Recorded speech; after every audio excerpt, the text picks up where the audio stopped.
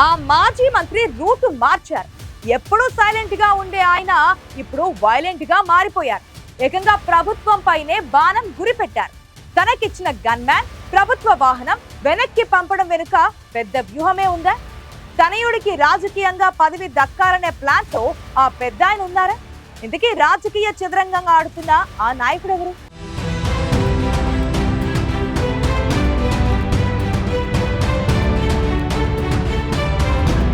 ఉమ్మడి పాలమూరు జిల్లాలో రాజకీయ ఉద్దండుల అడ్డాగా పేరుంది వనపర్తి జిల్లాకి. చాలా కాలంగా వనపర్తి జిల్లా కాంగ్రెస్ పార్టీకి కంచుకోటగా ఉండేది.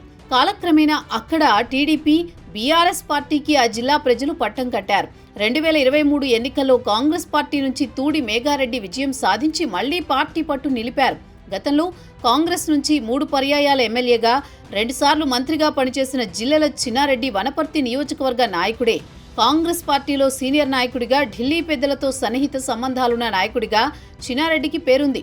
గత ఎన్నికల్లో కూడా చిన్నారెడ్డికి టికెట్ రావాల్సిన రాజకీయ కారణాలతో పోటీ నుంచి తప్పుకుని మేఘారెడ్డికి మద్దతు పలికారు.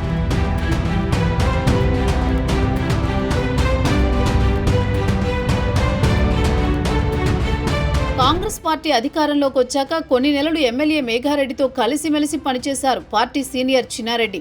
కానీ కొన్ని రాజకీయ పరిణామాలతో చిన్నారెడ్డికి, ఎమ్మెల్యే మేఘారెడ్డికి మధ్య పచ్చగడ్డి వేస్తే భగ్గుమనే దాకా వెళ్ళింది. దీంతో ఎవరికి వారు గ్రూపు రాజకీయాలు చేస్తూ వస్తున్నారు. ఈ క్రమంలో రాష్ట్ర అధినాయకత్వం చిన్నారెడ్డికి కేబినెట్ హోదా ఉన్న రాష్ట్ర ప్రణాళికా సంఘం ఉపాధ్యక్ష పదవి కట్టబెట్టింది. ప్రోటోకాల్ హోదా దక్కినా ఎమ్మెల్యే మేఘారెడ్డితో చిన్నారెడ్డికి పొసిగేది కాదు.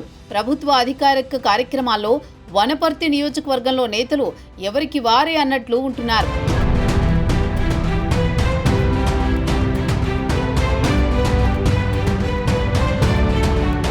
కేబినెట్ హోదా ఉన్న పదవి దక్కినా చిన్నారెడ్డి సంతృప్తిగా లేరంటున్నారు. తన మాట ఎక్కడా నెగ్గడం లేదనే భావన చిన్నారెడ్డిలో ఉందట.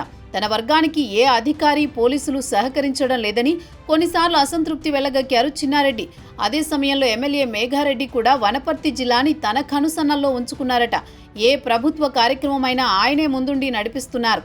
దీంతో వనపర్తిలో తన ప్రాబల్యం తగ్గిందని చిన్నారెడ్డి లోలోన మదన పడుతున్నారు. జిల్లాకు ఏ మంత్రి వచ్చినా తనకు నామమాత్రపు సమాచారం ఇవ్వడం తప్పించి సీనియర్గా తనకు గౌరవం ఇవ్వడం లేదనే ఆవేదనలో ఉన్నారట చిన్నారెడ్డి.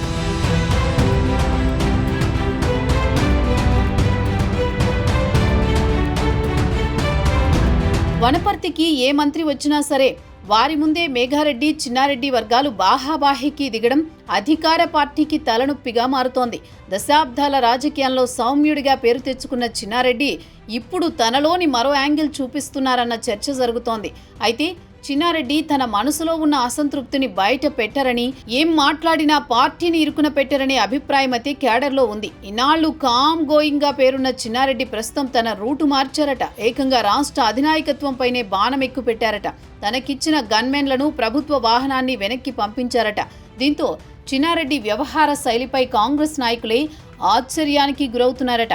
కేబినెట్ హోదా ఉన్నా చిన్నారెడ్డి అలక వెనుక పెద్ద రాజకీయమే ఉందని వనపర్తిలో చర్చ జరుగుతోంది.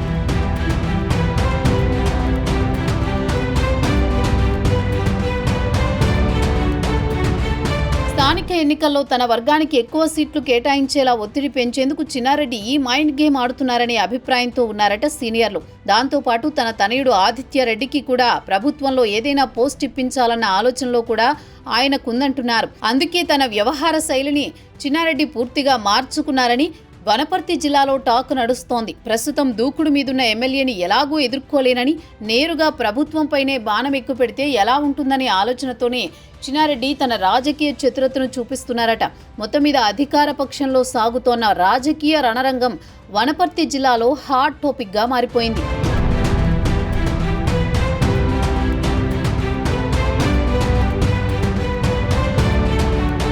చిన్నారెడ్డి నైజానికి భిన్నంగా ముందుకెళ్తుండటంతో వనపర్తి జిల్లాలో రాజకీయ సమీకరణాలు కూడా మారుతున్నాయట. సౌమ్యుడిగా పేరున్న చిన్నారెడ్డి ఏకంగా తనకు కేటాయించిన ప్రభుత్వ వాహనం, గన్మెన్లను వెనక్కి పంపించడం వెనుక పెద్ద మర్మమే ఉందని కాంగ్రెస్ సీనియర్ నేతలు చెవులు కొరుక్కుంటున్నారట. మరి రాష్ట్ర అధినాయకత్వం చిన్నారెడ్డి వ్యవహార శైలిపై ఎలా స్పందిస్తుందో చూడాలి.